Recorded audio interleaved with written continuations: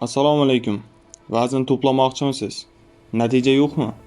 Men Davron Zoirov, sportchi va murabbiy sifatida bugun sizga ko'pchilik qiladigan 3 ta eng katta xatoni tushuntirib beraman. Bu xatolar sizni natijasiz vaqt yo'qotishga olib keladi.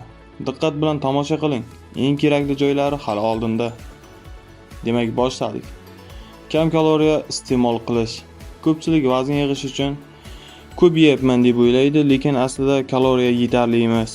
Vazn to'plash uchun tanangiz yoqadigan energiyadan ko'proq ovqat yeyishingiz kerak. Siz kuniga 2500 kaloriya ishlatasiz, lekin atigi 2000 kaloriya misol uchun iste'mol qilyapsiz. Bu o'sishga emas, ozishga olib keladi.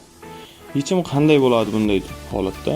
Kaloriyani hisoblash kerak. Kamida 300-500 kaloriya ortiqcha yeyishga harakat qilishingiz kerak.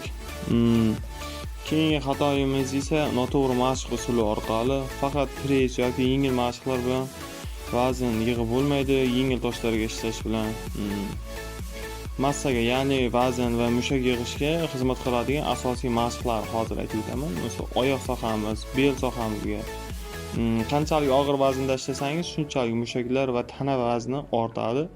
Mashq qilishdan qo'rqmang, lekin to'g'ri texnika bilan. Kelgusi xatomiz esa uyqu va dam olishga e'tibor bermaslik.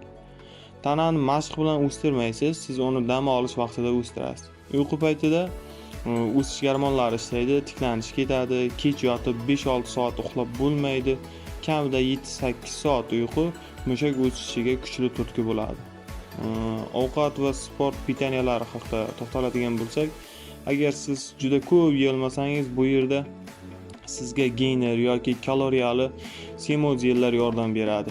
Masalan, sut, banan, yong'oq, asal, oddiy jo'xori uni aralashtirib ichsangiz ham bu tabiiy sport pitaniyasi, noto'g'ri tushunmang. Bu dopingsiz qo'shimcha energiyadir.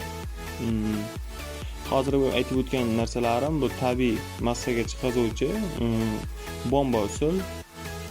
Vazn to'plash bu ilm bilan, sabr bilan va to'g'ri reja bilan bo'ladi. Xatolarni to'g'rilang, natijasini ko'rasiz.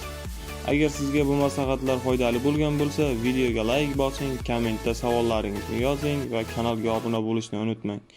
Men Davron Zoirov, siz bilan sog'lom va kuchli hayot sari.